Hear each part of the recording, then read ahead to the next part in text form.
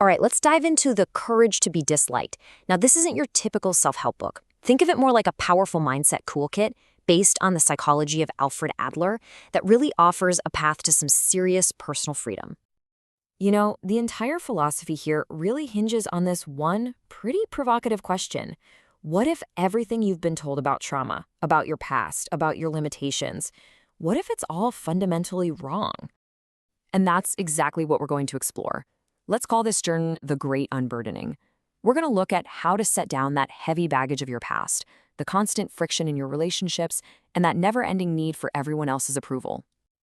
Okay, so first up is maybe the heaviest burden we all carry, this belief that our past completely dictates our present. We're all taught that who we are today is just a direct result of what happened to us back then. But Adlerian psychology, it offers a stunningly different way to look at things. So this slide really gets to the heart of a massive mental shift. On the left, you've got causality. That's the story we all know.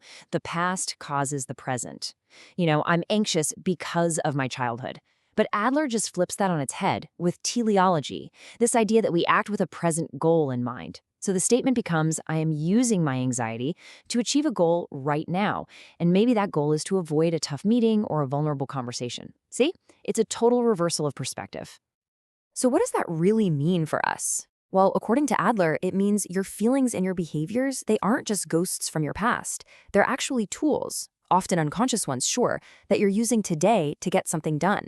Maybe it's to get attention or to avoid a challenge or just to keep yourself feeling safe. And this gives us an incredibly powerful tool we can use right away. The next time you feel stuck in some kind of negative pattern, just stop and ask yourself this one question. What am I trying to achieve with this feeling? What purpose is this serving right now? This literally shifts you from being a passive victim of your history to being the active creator of your present. So, we've started to question the story of our past. Next up, let's tackle all that stuff that frustrates us day to day. Adlerian psychology makes this really bold, almost unbelievable claim about where all our problems actually come from. Yup, that's the big claim. Every single anxiety, every frustration, every feeling of not being good enough. Adler traces it all back to our relationships with other people. It's our desire for their recognition, our fear of their judgment, and all the friction that just comes from trying to live alongside each other. So, if every single problem is a relationship problem, that's kind of overwhelming, right? But the solution is surprisingly simple and honestly pretty elegant.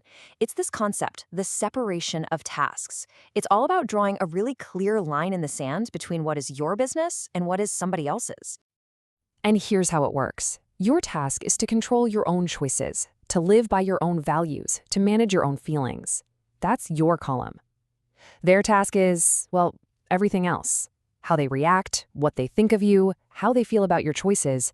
That's their business. It's not yours. I mean, think about this one. Whether your kid does their homework, ultimately, that's their task. Your task is to offer support, to create a good environment.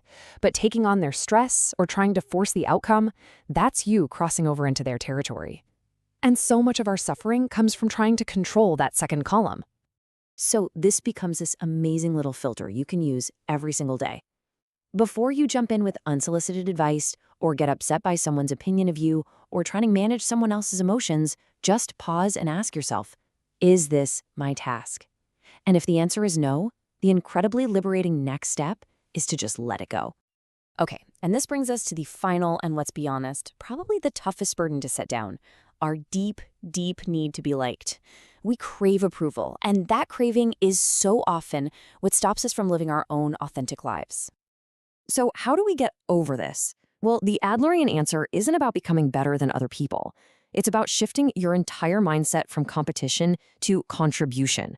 So instead of seeing life as this vertical ladder where you have to climb over people, you see it as a horizontal plane where everyone has something unique to contribute.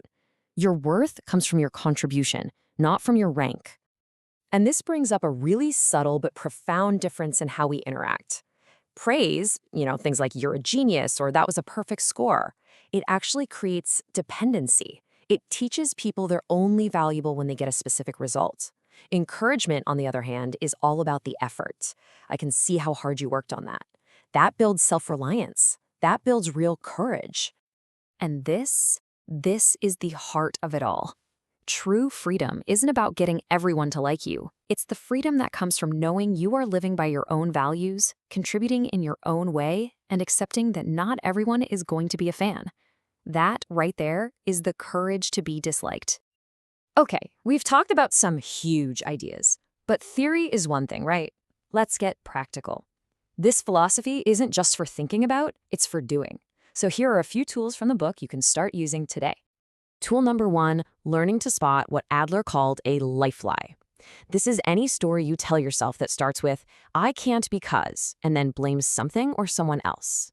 I mean, it feels true, right? But its real job? It's to give you an excuse not to take action. So, how do you break one of these down? It's a simple 3-step process. You take your I can't statement and you rephrase it as I choose not to. So, I can't get a promotion because of my boss becomes I choose not to pursue a promotion because I want to avoid conflict with my boss. That little switch puts the power and the responsibility right back in your hands.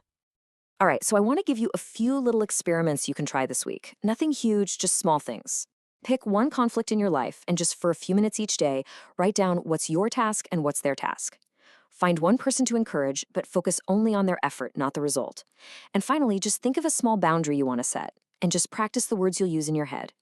Small actions build real courage. And that really brings us full circle.